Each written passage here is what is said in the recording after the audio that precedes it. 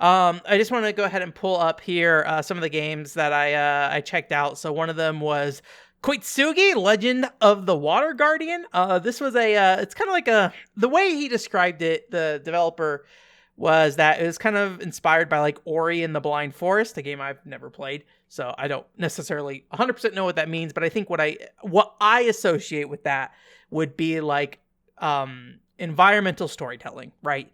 And part of this whole thing is that I think it's like a poisoned koi fish pond or something like that. I'm not sure how expansive the world gets, or if you're kind of like within this pond area the whole time or whatever. But it seemed like it was a pretty early demo, so it was a little hard to get a feel for like exactly what was going on with the game. But like aesthetically, you could definitely kind of see. I guess I could like full screen this for you if you're watching the YouTube version. I guess we're looking at screenshots. But you know, it's definitely got this kind of like I don't know, glowy kind of look to it. It's like glowy, magical kind of feel to it, despite it being kind of realistic kind of environments of just like rock and wood and stuff like that. So I think the thing that stood out to me most about this game though was its dash mechanic. So you have the ability to kind of like dash around in the water really fast, and it was hard to get a hang of it in the opening level. I think because it just wasn't a lot of space in the level. But you can kind of like dash around the screen and stuff. And I'm hoping that, you know, assuming I ever play this, I'm hoping eventually that there will be some kind of more, I guess, like freedom to how you move around the stage, because it did feel quite a bit restrictive, but it definitely felt like super early on. But aesthetically, I think it looked pretty cool. And overall, you know, I think the world itself, how do I put it? Like, I do think the world itself is fairly interesting, and it has its own unique look. I think he said that it was supposed to be like a mix between Okami and Ori a little bit. So I think they generally like got that pretty much down, and I think it turned out pretty neat looking at the very least. So I think it is a 2BA. You know, the thing at the show floor felt pretty early, so I'm not quite sure if it feels like it's anywhere like near close to being ready at this point. So the other demo I looked at was a game called Pulsar Crash. And this is I guess you would call it it's like a competitive shoot 'em up, arena shoot 'em up. I guess there's other games that are like this. Like I think maybe it's not Rabbit and Steel, but maybe the game before Rabbit and Steel, where basically you can go around, you can choose a ship, you can shoot and things like that, and you have different powers, and there's like a resource that you fight over. There's like these green gems that when you like shoot these panels on the screen, it dispenses those gems, and you can use those to power up different abilities. And so you kind of have the main ability of your ship, which can be things like a swarm of like insects go and swarm the other ships, or there's also like sub abilities that you can attach to any ship, so you can get like laser beams and things like that. So once you really get the hang of like how these abilities are used and how to actually target or how to, you know, use them in a way that like leads shots and hits other people, or in the case of like a laser beam directly hits them, it really tears apart the other player. So it's a game where I feel like you have to be really careful. I think a lot of it is about making sure you just have no line of sight with your opponent most of the time, if they have energy and abilities, and trying to get them to waste it, and on your side, you know, try to do what you can with that.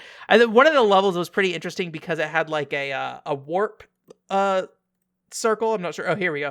So it's like this black hole here that appears on the stage, and you can shoot into the black hole and your bullets will come out, and there's another black hole on the page or on the stage where you can kind of shoot other players through that as well. So I thought that was a really cool mechanic. I kind of had the I don't know if the advantage when playing the other player I was playing against, because they hadn't really played the game that much, and I had only played a couple rounds ahead of time, but it was slightly more.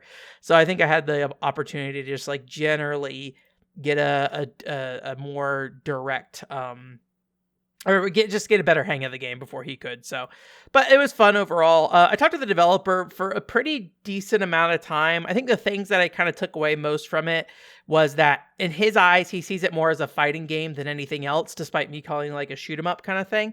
But you know, a fighting game with like bullets and things like that. I think he specifically named that one game by the Rabbit and Steel developers. I can't remember the name off the top of my head. But he specifically, I believe, mentioned that. We also talked a little bit about like, how people critique games. I think this is something that I've been thinking a lot about more recently.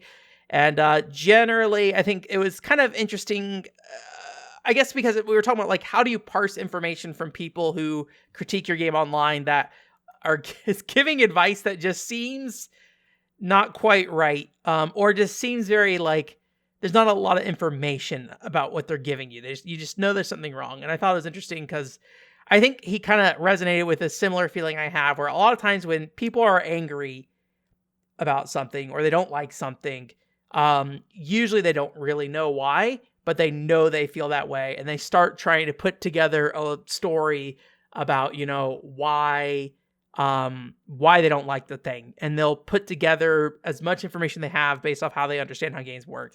There's actually a really interesting video somebody sent me recently. I think it was in a friend group, so I don't remember, but it was about Wolfenstein, Return to Castle Wolfenstein, I think. The one that was on like the Xbox and PC in like the early 2000s.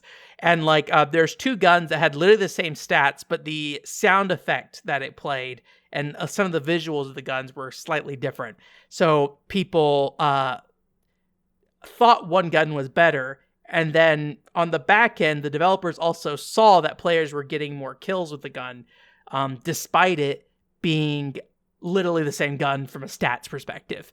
And so they had to like make some assumptions about like why that was the case. And a lot of it was like, I think the conclusion they came to was like people felt more powerful and more confident when using this gun. So they are more likely to be aggressive or more likely to feel like they are performing well. And so they're more likely to actually perform well when they feel like they perform well, that kind of thing.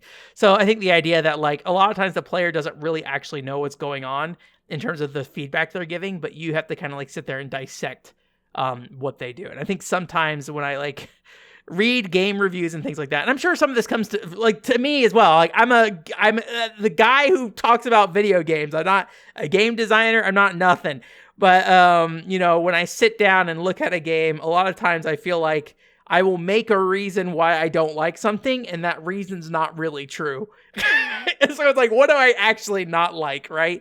Like I can sit there and complain all day about like how a game feels weird and feels off, and then I go and talk about how I like Team Innocent on the PCFX, which is a game that is all about not caring about the gameplay experience whatsoever, basically, and I still like it. So obviously that is not the thing that's breaking me in those situations, right? What is breaking me? That's kind of a big thing. So anyways, it's an interesting discussion. I thought it was a cool looking game. It says coming soon. I believe they said it would be this year. It's been a little bit. That's the problem with this podcast being monthly. It's been a little bit. I don't have any notes. I just talked to him. But it was a good time. It was a good little chat. So those are the only indie games I really got a chance to take a look at, unfortunately. Those are the ones that are just the best ones to sit down with. Actually, you know what? I don't have the full pamphlet, but we've talked about this game before, and I did bring this up, or talk to the guy again. Lost in Space, the adventure game. This is also a game that I talked to the creator with before. Let me see if it shows up. The adventure game. I'm not going to go too deep into this because we previously had talked about this quite a bit. Or maybe not quite a bit, but once before. But it's like an adventure game, and it's based off some old TV series. Will Robinson, Dr. Smith. I don't know. The TV show Lost in Space. Oh, that makes sense. The video game based on the TV show would be named after the TV show. Okay, Ben. But yes, it's based off the TV show. And he was just showing it off again. It looks a lot better now, I will say, visually. He did say the demo on the Steam page is pretty out of date, though, at this point. So it sounds like this is coming out pretty soon, based off what he was saying.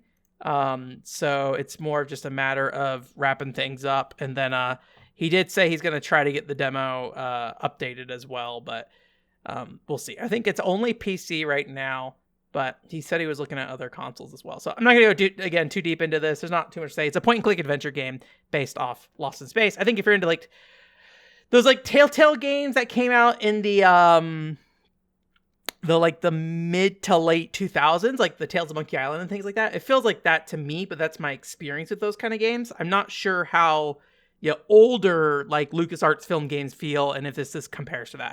I just don't know. I don't have a lot of experience with those games, unfortunately. So, anyways.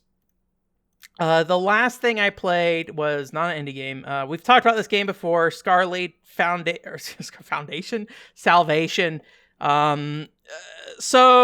is the kind of like sexy shooter that Compile Heart's doing, where you like your clothes rip off and stuff, but it's kind of like Returnal. And I have a little card here. In playing this, and I have a video up there where I talked about what this game originally was. We did pretty well, actually. I'm surprised. But in playing this, I think I am less excited than I was before. I think one thing I hadn't really considered was that aesthetically, this game feels very sterile. There is the anime girl, sure. But, like, it is mostly just kind of this sci-fi look, and at least everything I've seen of the game, and also what I played at the show, all kind of looked like just metal rooms with, like, different colors. And I'm worried that the game won't feel substantially different as you go through it. Now, it is like a roguelite thing kind of thing, so you get different abilities and stuff, and kind of like Peach Beach form, there's, like, different ways you can change your lock-on and things like that, so... but the big thing I really seemed to be focused on when playing was movement. I really wanted to move fast and shoot fast when I was going. I'm not sure if the game's really designed to do that, I will say. It was a little hard to tell on the show floor. But I might still check it out. I don't know. I'm kind of curious about it. And also, I was playing on controller, and this is on PS5 and PS4, and that was originally my intention to pick it up there. I'm debating getting it on PC for mouse and keyboard support, though. So that's coming out pretty soon. I think like the week after this podcast goes up. So, but yeah, I don't know. I just wasn't like super impressed by it. I think the movement didn't feel great, which is a Compile Heart game, so I don't expect that. But I think even though like Gun Gun Pixies doesn't play super well, what I think Gun Gun Pixies does is it kind of adds a lot of the Compile Heart flavor, or what I would expect out of like Compile Heart, like Neptunia kind of stuff, right? I think they do Neptunia, right? I'm almost certain Compile Heart does Neptunia. I have this, they gave me another card here. Calamity Angels Special Delivery. I don't know what that is. I think they do like Neptunia and stuff. Oh, you know, I think I got a Neptunia pin from them specifically, so yeah. Hey, look, it ended. Anyways, but I just wasn't like super impressed by it, honestly.